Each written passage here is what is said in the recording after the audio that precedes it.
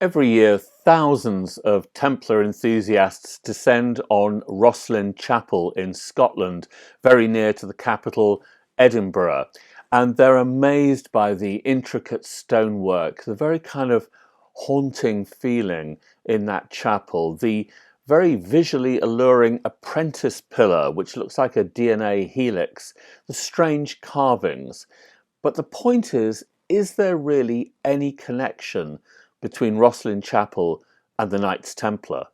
Rosslyn Chapel was founded in 1446. Now that poses an immediate problem because that's over 130 years after the Knights Templar were banned by the Council of Vienne in 1312, where Pope Clement V shut the Templars down. They were officially ended. 2 years later, the last Grand Master, Jacques de Molay, was burned at the stake. However, those who believe there is a connection between the Knights Templar and Rosslyn Chapel, say that the Knights Templar continued. They continued because they fled France via the port of La Rochelle with all their treasure on a fleet bound for Scotland. But first of all, let me describe Rosslyn Chapel to you, because it's certainly a very distinctive medieval building. It was built by William St Clair, who was a local noble. He was of Viking and Scottish ancestry, and he built it basically as a chapel where prayers would be said for the family, for his ancestors, in perpetuity, forever, for their souls, in order to encourage their souls, as it were, to migrate from purgatory to heaven. This is very common in the Middle Ages, the creation of these chapels for prayers for a family, for a rich family, of course. However, his son Oliver kind of curtailed the original plans for Rosslyn, so it has a kind of slightly stunted feel to it. The full ambition for Rosslyn was never realised. And then along came the Protestant Reformation in the 1500s. And a chapel like Rosslyn went out of fashion, basically, religious fashion. From now on, chapels were going to be simple. They were going to be puritanical. There were going to be none of these statues and embellishments that were common in the Catholic period.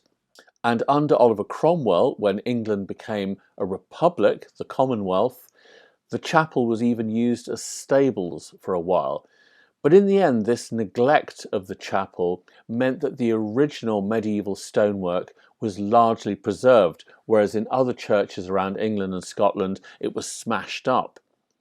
Now, what happens is in the 19th century, the Victorians come along and they restore it. They were very keen on kind of the Gothic, what was called the Neo-Gothic. They restore Rosslyn Chapel.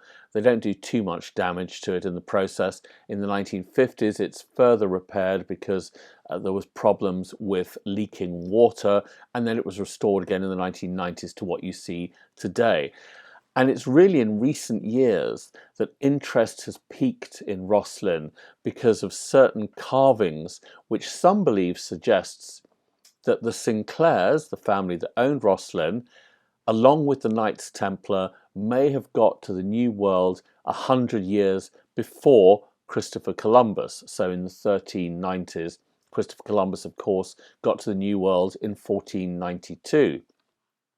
So they look at carvings of what they say is maize, aloe vera, which were plants, crops that did not exist in the Old World, in Europe at the time, but did exist in the New World. And in order to try and prove a Templar connection, they even say, for example, that there is a carving on the wall that many think is a crucifixion.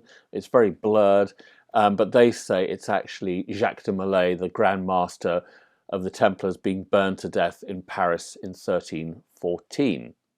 Now, this Rosslyn Chapel Knight Templar connection was popularised in part in a 1980s best-selling book called The Holy Blood and the Holy Grail, but later, much more infamously, by The Da Vinci Code by Dan Brown, where we get this idea that the Rosslyn Chapel is involved in the protection of the bloodline of Christ that is the descendants of Christ from his alleged marriage to Mary Magdalene, who are, if you want, the real Holy Grail. And the Knights Templar were set up to protect them, and they kind of hole out at Rosslyn, trying to escape the murderous clutches of the Catholic Church, which wants to kill them. Now, mainstream historians will rightly point out that the evidential base for all of this is very, very thin. But let me continue with the theory. So we have the Knights Templar going from France. They are escaping from the Papal Inquisition, from the Pope, from King Philip IV of France, who is also trying to crush them. And they escape on ships to Scotland. Why Scotland? Because Robert the Bruce, the King of Scotland, had been excommunicated by the same Pope, Clement V, who was also going after the Templars. So the idea was that Robert the Bruce must be a friend of the Templars because he's an enemy of the Pope. It was even said that the Templars helped Robert the Bruce win at the Battle of Bannockburn, a battle that he fought against an invading English army. This tends to annoy Scottish nationalists who like to think that Robert the Bruce and the Scots won the battle by themselves, thank you very much. But anyway, that's the theory, that the Templars turned up on the battlefield at Bannockburn and turned the battle around in Scotland's favour. And then the Templars, along with their protectors, the Sinclair family, who have built Rosslyn Chapel, they all go to the New World following Viking trade routes. And they arrive in the New World, they meet the Micmac people, they have various adventures, they hide the treasure, the Templar treasure out there, possibly in the Money Pit on Oak Island, which of course has inspired a multi-season documentary series on the History Channel, which I've been involved in. And that this treasure may have even been dug up at some point by American Freemasons, who then used the treasure to fund the American War of Independence. That's the theory in its entirety, potted account of it. But Rosslyn is a chapel, as I say, built by the Sinclairs. Now, why would it be relevant to the Templars? Some have argued that the Templars hid some of their treasure there. The Holy Grail has been mentioned, the Ark of the Covenant, an embalmed head of Jesus Christ, an embalmed head of John the Baptist. Was it under the floor of the nave, or is it located within something called the Apprentice Pillar? Now, this is a very interesting architectural feature at Rosslyn Chapel. The Apprentice Pillar was built by an apprentice stonemason who built it while the master mason was away travelling around Europe looking for inspiration for the chapel. And this young apprentice mason, a teenager, built the Apprentice Pillar, very proud of his work. It's a very unique looking pillar.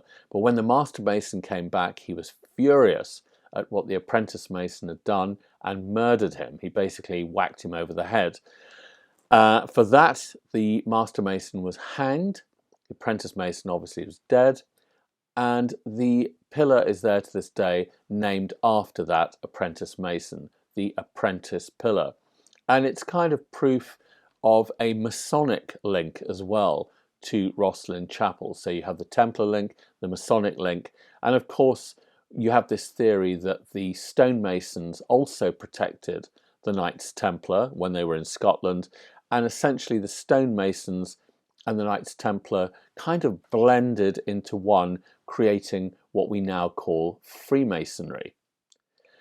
All very complicated.